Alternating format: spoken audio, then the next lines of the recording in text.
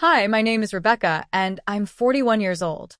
I'm here today to tell you about a time my own family tried to sabotage my career and humiliate me in front of the most important people I knew. But what happened next was even worse. And then, somehow, I ended up closing a $1 billion deal completely on my own.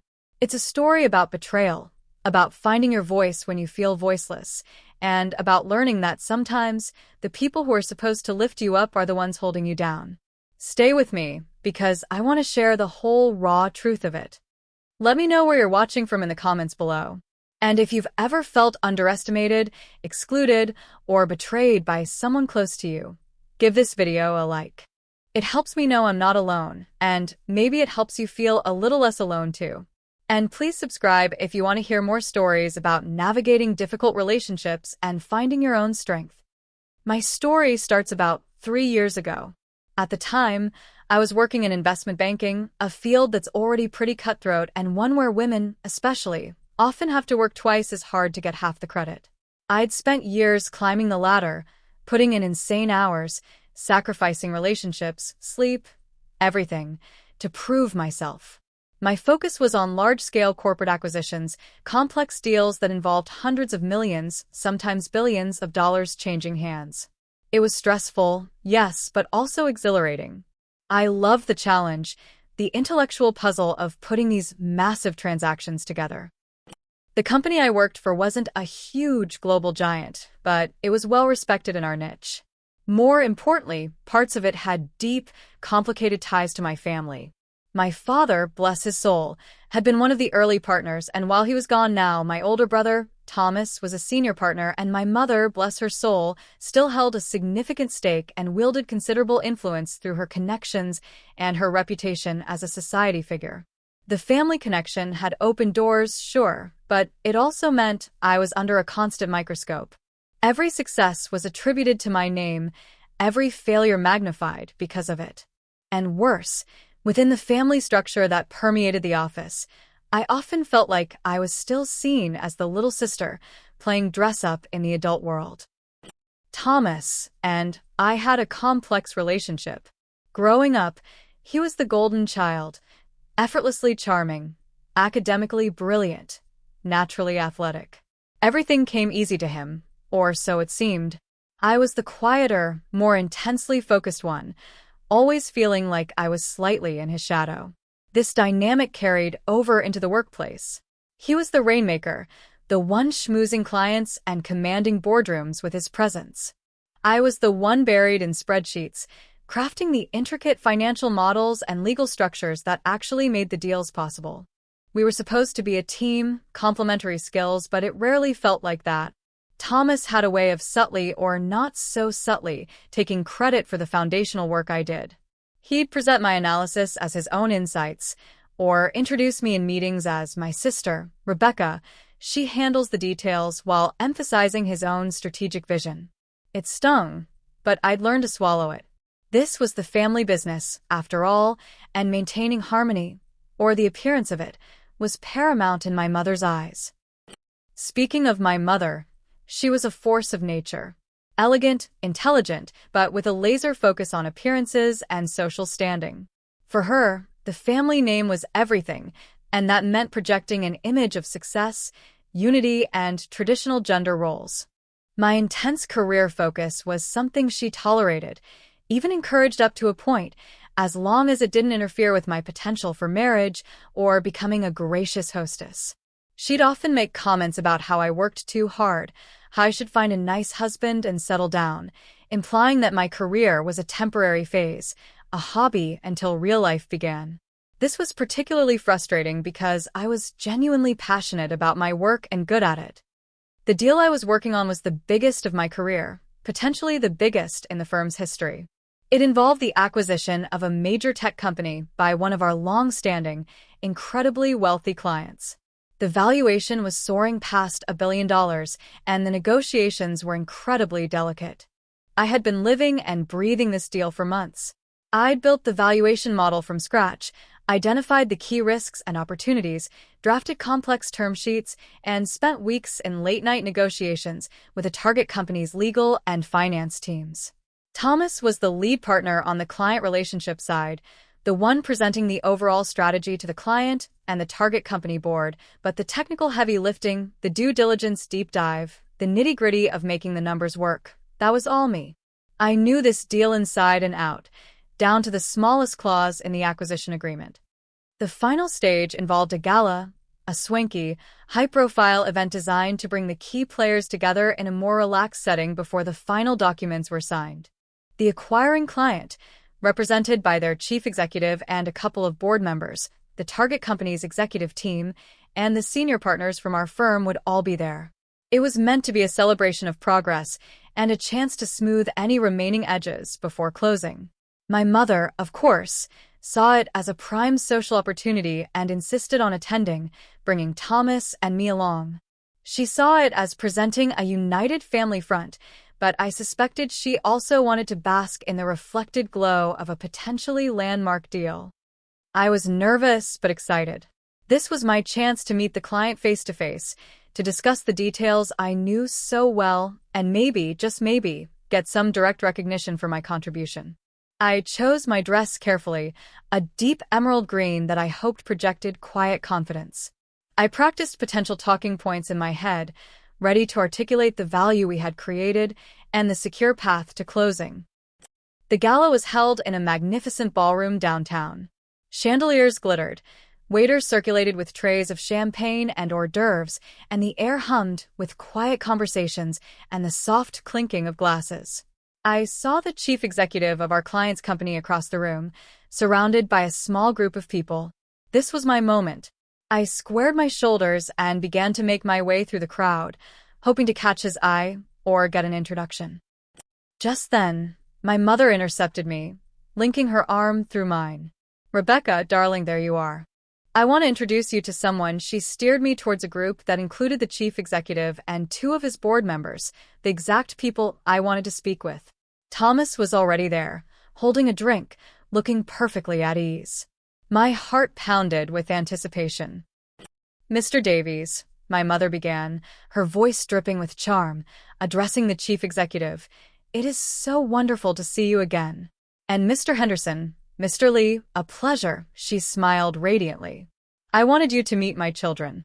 You know Thomas, of course, our brilliant senior partner, who has been absolutely instrumental in putting this magnificent deal together." Thomas gave a modest nod, a slight smirk playing on his lips.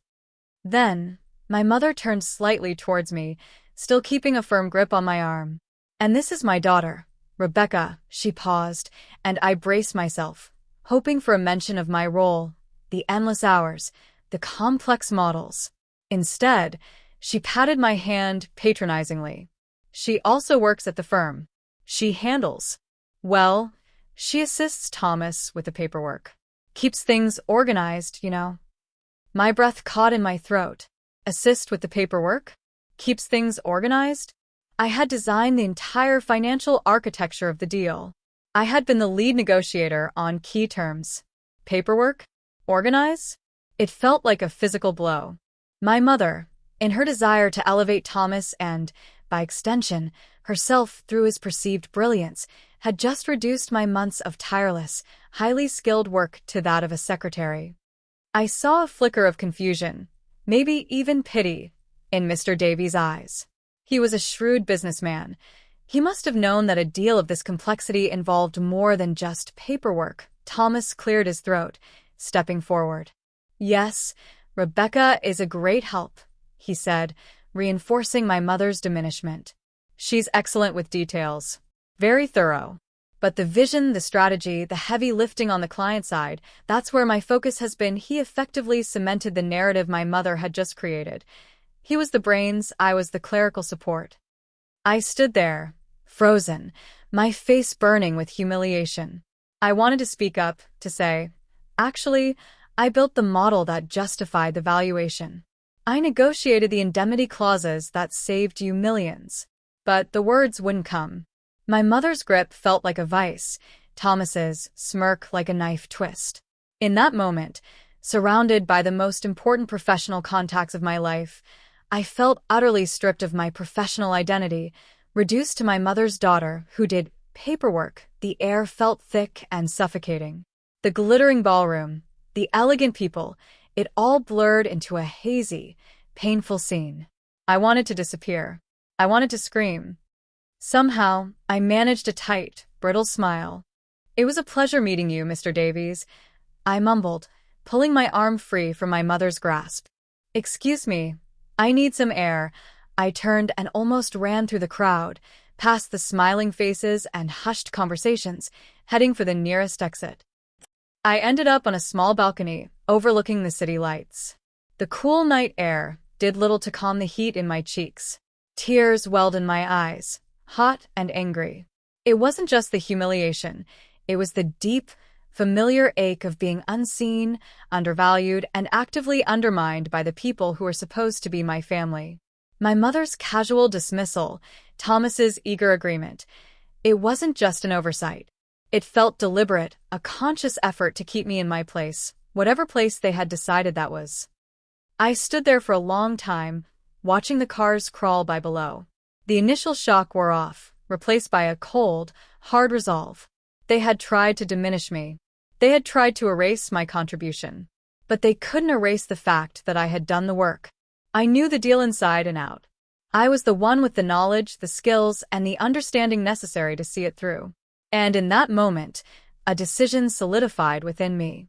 I wouldn't let their petty cruelty define me or derail months of my life's work. I wouldn't let them take credit for something they actively tried to prevent me from succeeding at.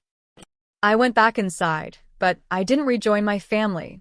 I sought out one of the junior partners from our firm, someone I trusted, and quietly explained that I needed to leave. I mumbled something about a sudden headache, needing to review some documents back at the office. He looked concerned, but understanding. I didn't make a scene. I just left. I didn't go home. I went straight to the office. It was late, the building was quiet and mostly empty. I went to my desk, turned on my computer, and pulled up the deal files. The humiliation was still a raw wound, but it fueled a furious energy. I wasn't just going to review documents, I was going to take control. Over the next few days, I operated in a blur of caffeine, adrenaline, and indignation. The gala had been on a Thursday night. Friday morning, I called the chief executive of the target company directly, bypassing the usual channels that involved Thomas. I told him I wanted to personally walk him through some of the financial projections and integration plans we had developed, offering a level of detail I knew Thomas hadn't provided. He seemed slightly surprised but agreed to a call later that day. I spent hours refining my presentation, focusing on the value proposition and the meticulous planning I had done to ensure a smooth post-acquisition transition. I highlighted the specific synergies I had identified and quantified. When I spoke to him, I was clear, concise, and confident. I didn't badmouth my family or the firm. I simply presented the information with the authority of someone who knew it intimately. His tone shifted from polite interest to genuine engagement. He asked probing questions, and I had the answers, backed by data and analysis I had personally compiled. Meanwhile, Thomas and my mother seemed oblivious, or perhaps they assumed I was just licking my wounds. Thomas mentioned something casually about needing to prep for the final client meetings next week, the ones he was supposed to lead. He still saw me as the details person who would just provide him with the necessary bullet points. I worked tirelessly through the weekend. I reached out to key contacts on the client side I had built relationships with during the due diligence phase, their head of finance, their legal counsel, and offered my direct assistance, cutting out the layers of bureaucracy and, yes, my brother. I positioned myself as the go-to person for the operational and financial aspects of the deal, the person who could provide immediate, accurate information and solutions. There was pushback, of course.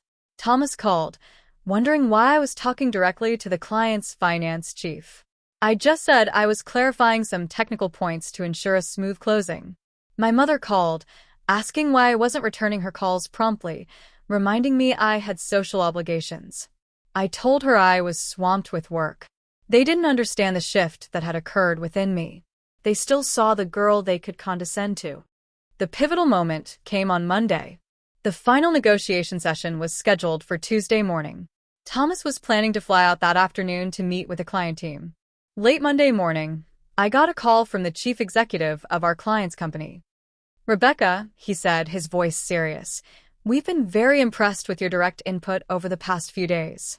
You clearly have a deep understanding of this deal, perhaps deeper than anyone else we've spoken with. My heart hammered in my chest. Thank you, Mr. Davies. I've been living this deal for months. Indeed. We're comfortable with the terms as they stand, but there are a few minor points we want to finalize in person before signing tomorrow. Frankly, we'd prefer to deal directly with the person who seems to have all the answers. Is there any reason you couldn't be the primary representative for the firm in tomorrow's session? We've found your insights invaluable. I almost dropped the phone. They wanted me, not Thomas. The man whose strategic brilliance my mother had just extolled wanted to deal with the paperwork girl. It was the most validating and most terrifying request I had ever received. I took a deep breath. No reason at all, Mr. Davies. I would be honored to lead the session. I'll prepare everything. Excellent. We look forward to seeing you tomorrow morning. I hung up the phone, my hand trembling. This was it. The chance to prove them all wrong, to claim ownership of the deal I had built. But it also meant a direct confrontation with my family, or at least bypassing them in a way that couldn't be ignored.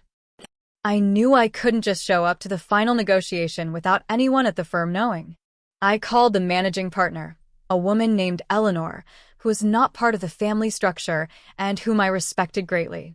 I briefly explained what had happened at the gala, my mother's comments, Thomas's reinforcement, and how I had subsequently engaged directly with the client. I told her about Mr. Davies' request. There was a long silence on the other end of the line. I braced myself for a lecture, for being told I had overstepped. Instead, Eleanor sighed. Rebecca, she said, her voice tired but firm, I've suspected for a long time that your contributions weren't being fully acknowledged, especially where Thomas was involved. Your father would have been incredibly proud of the work you do. The way your mother and Thomas, it's not right. Frankly, it reflects poorly on the firm, whether the client says it or not. My eyes welled up again, this time with unexpected relief. Someone saw it. Someone acknowledged the unfairness. Mr. Davies requesting you personally speaks volumes, Eleanor continued. It shows he sees your value. If he wants you there, you will be there.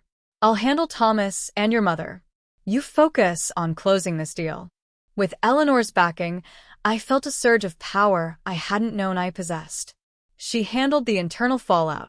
I heard later there was a massive row with Thomas and my mother, who were furious that the client had gone around them and requested me. My mother apparently accused me of manipulating the situation, of being disrespectful to the family and the firm's structure. Thomas reportedly complained that I had undermined his authority and jeopardized his relationship with the client. But Eleanor stood firm. The client wanted me. The client got me. The deal was too important. Tuesday morning, I walked into the negotiation room alone. There were no other partners from my firm, just me, facing the chief executive and the board members from our client's company and the executive team from the target company. It was intimidating, but the memory of the gala, of my mother's words and Thomas's smirk, hardened my resolve. I was no longer the girl doing paperwork. I was the person who knew this deal cold. The negotiation session lasted several hours. We went through the remaining points, discussing implementation timelines, final adjustments to the purchase price based on updated financials, and the post-closing governance structure. I answered every question directly, confidently, drawing on my deep knowledge of the terms, the numbers, and the underlying businesses.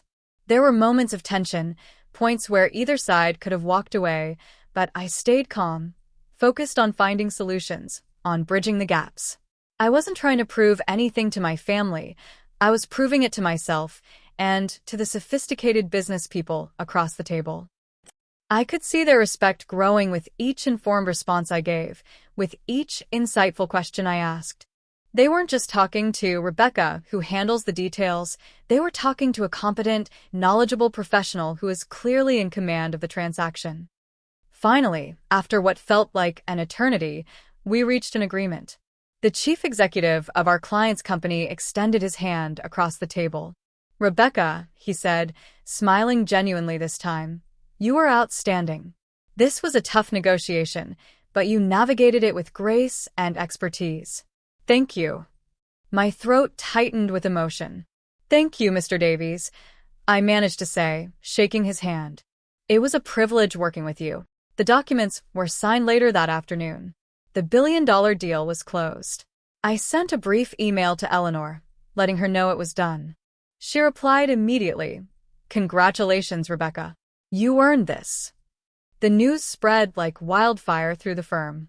A billion-dollar deal, closed primarily by one person. My phone started ringing off the hook.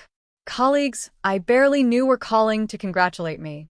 The managing partner, Eleanor, sent out a firm-wide email announcing the successful closing and highlighting my instrumental role, crediting me explicitly as the lead negotiator in the final stages. It felt surreal. And my family? Their reactions were predictable and yet still frustrating. My mother called, her voice tight with a mixture of forced pride and obvious resentment. "Well, Rebecca, I heard the deal closed." "That's nice. I suppose you were helpful? I had closed the entire thing."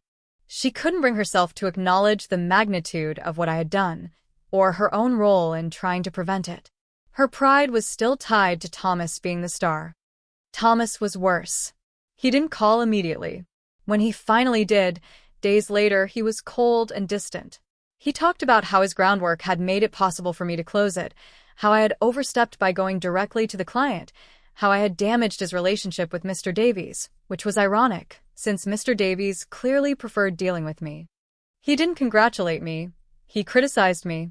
He was clearly furious that I had succeeded without him, and even worse, that I had done it in a way that highlighted his irrelevance in the crucial final stage. He couldn't stand that the paperwork girl had outshone him. There was no apology for the gala, no acknowledgement of how they had publicly shamed me. It was all about their bruised egos, their perceived loss of control and credit. That's when I realized the depth of their toxicity. It wasn't just a misunderstanding, it was a pattern of behavior designed to keep me small, to keep me dependent on their validation, which they rarely gave freely. The success of the deal changed things professionally, dramatically. My standing within the firm skyrocketed. I was seen as a major player, capable of handling complex, high-stakes transactions independently. Other partners sought my expertise. Clients started asking for me specifically. I was offered a promotion and a significant raise. My professional confidence, which had been so fragile after years of subtle and not-so-subtle put-downs, solidified into something real and unshakable. But the personal relationships, particularly with my mother and Thomas, became even more strained. They couldn't deal with my newfound professional success and independence.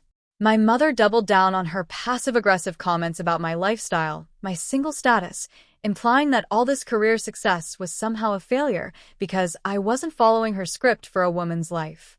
Thomas became openly competitive and resentful, trying to undermine me in other ways within the firm, or simply freezing me out. It was painful. This was my family. These were the people I had sought approval for my entire life. And even after a clear, undeniable professional triumph, they couldn't celebrate with me, couldn't be genuinely happy for me. Their need to control the narrative, to keep me in their perceived place, was stronger than their familial bond. This period was incredibly difficult emotionally. I had the professional validation I had craved, but it came at the cost of deepening the rift with my family. I wrestled with guilt, with sadness, with anger. I questioned whether I was being too sensitive, too harsh. But then I would remember the gala, the coldness in their eyes, the deliberate words meant to belittle me. And I would remember the quiet determination that had driven me to the office that night, the strength I had found within myself when I realized I couldn't rely on them for anything but disappointment. I started setting boundaries, something I had always struggled with, particularly with my mother. I stopped answering her calls immediately. I declined invitations to family gatherings where I knew I would be subjected to her barbed comments or Thomas's passive aggression. When I did interact with them, I kept the conversation focused on neutral topics and refused to engage when they tried to steer it towards my personal life or criticize my work. It wasn't easy. There were tears, accusations of being cold or abandoning them. But I held firm. I realized that my own mental and emotional health was more important than maintaining the illusion of a perfect, harmonious family that didn't actually exist. The struggle for validation, the feeling of being unseen and misrepresented, had been a constant undercurrent in my life. The gala was the climax of that struggle, the moment where the dynamic was laid bare in a public, painful way. But it was also the catalyst for change.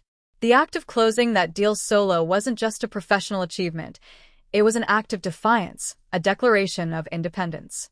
It showed me, definitively, what I was capable of when I stopped seeking their approval and started trusting myself. Over time, the dynamic shifted. My relationship with Thomas is still strained, professional but distant. We work in the same firm, but we rarely interact beyond necessary business. My relationship with my mother is civil but guarded. We speak, but the conversations are superficial. The deep emotional connection is gone, replaced by a wary politeness. It's not the fairy tale ending where the family sees the light and apologizes, but it's a healthier reality for me. I no longer crave their approval, and I no longer let their opinions dictate my self-worth. The lessons I learned were invaluable, albeit painful. I learned that you cannot change toxic people, no matter how much you love them or how hard you try to make them see you. I learned that seeking validation from external sources, especially from those who benefit from keeping you down, is a losing game.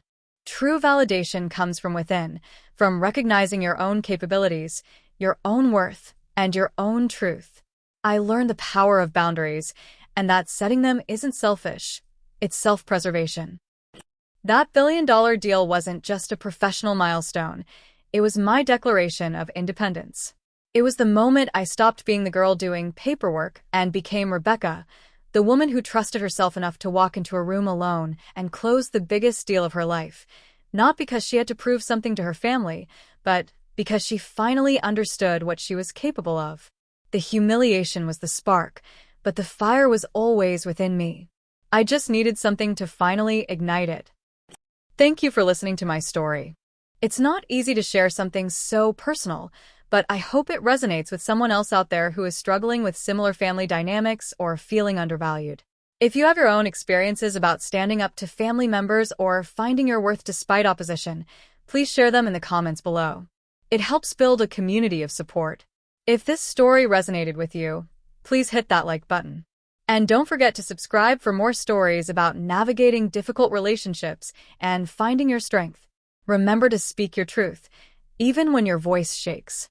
You are capable and you are worthy.